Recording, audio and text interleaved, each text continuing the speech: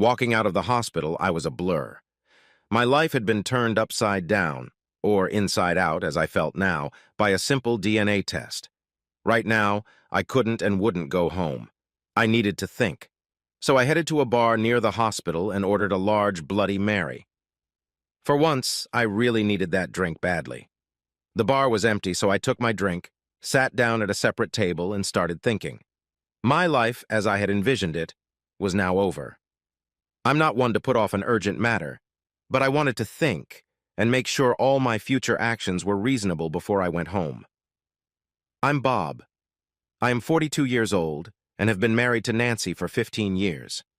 Nancy is a year younger than me, and we have two beautiful little girls, 11-year-old Andrea and 8-year-old Kimberly.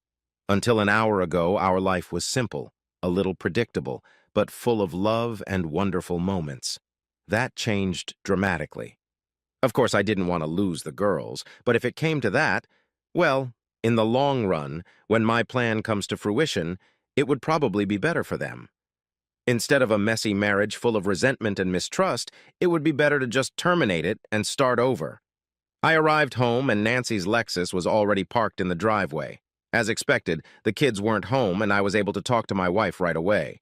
I'm not an actor, but I managed to hide my true feelings and even put a smile on my face.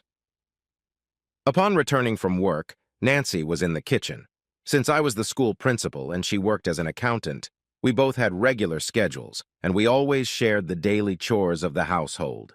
It was her day to make dinner, and she barely looked at me when I kissed her on the cheek. I got a good look at her. She was still as beautiful as when we met, just a little thicker, as we'd all gotten over the years. Busy for a few minutes, she finally put dinner in the oven and turned to me sitting at the kitchen table. As usual, her green eyes and blonde hair took my breath away.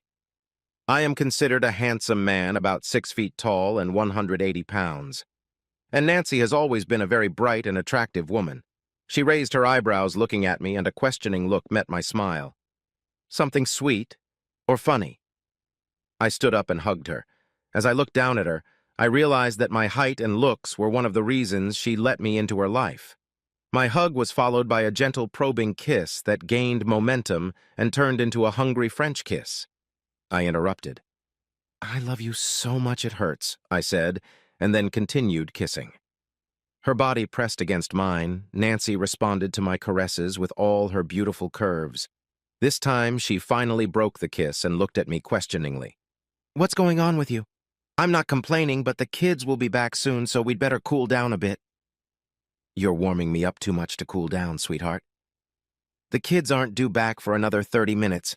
And there's one thing I really want right now, and that's you." "Okay, but make it quick." "Honey, that was great quick sex. What's gotten into you?" "Okay, now it's the moment of truth." "Well, I have some very good news.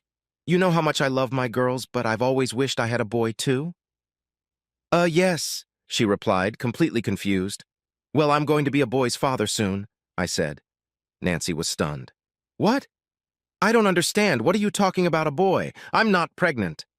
"Not with you, but I'm going to be a boy's father in 5 months if nothing goes wrong, God forbid," I said, forcing myself to smile. Well, the force of a powerful slap wiped the smile away. It was expected, but it still hurt a lot. "But honey, I love you. It was just an accident. It was just sex." I argued with her, but to no avail.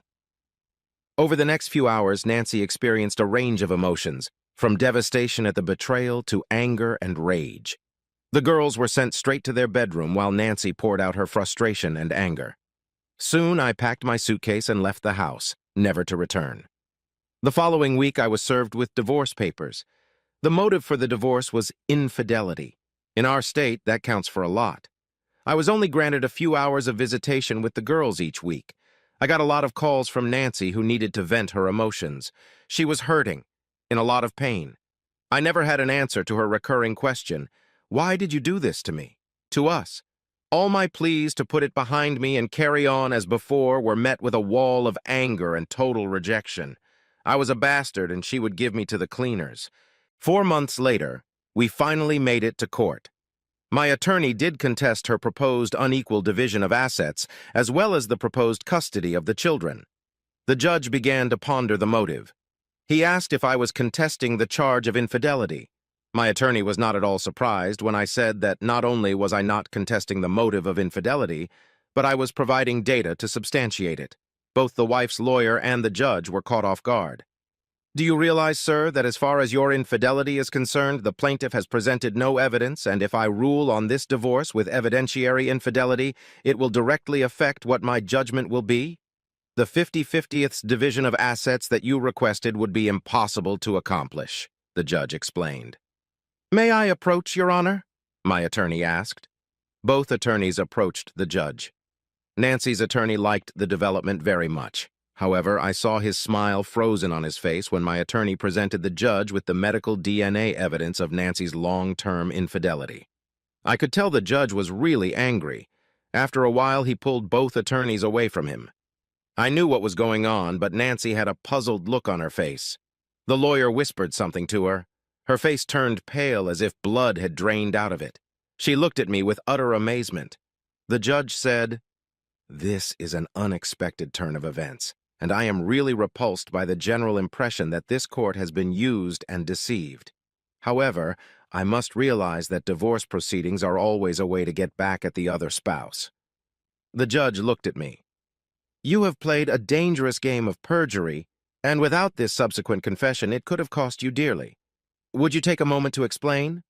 Your Honor, when I found out that neither of my two children were mine, as DNA testing confirmed, but had the same father, it meant that my wife had cheated on me throughout the marriage. I am guilty of wishing that she had also gone through all the pain and sorrow that her behavior caused me, I began to say. She can now take comfort in knowing that every bit of emotion she has felt over the past few months is typical of me as well. Never mind that her emotions were not based on facts. I should also note that all of my requests to put my confession behind me were flatly rejected by her. At least I didn't lie by omission, as she has done for the past 12 years. I love our two children deeply, and I wanted her to accept my offer to put it all behind me. I was willing to try to forgive her for the sake of the children. For 4 months, she had many chances to avoid this mess and save our marriage. She didn't. The assets were split in two, and the judge also ruled to split custody of our 2 angels. A few months later, after finding out who the father was, I also won a lawsuit against Nancy's boss, who awarded me over $200,000 in past child support and other costs because DNA evidence showed he was the father.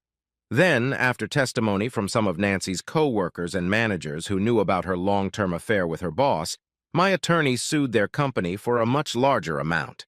A payout was eventually agreed upon of about $450,000 for me after attorney's fees.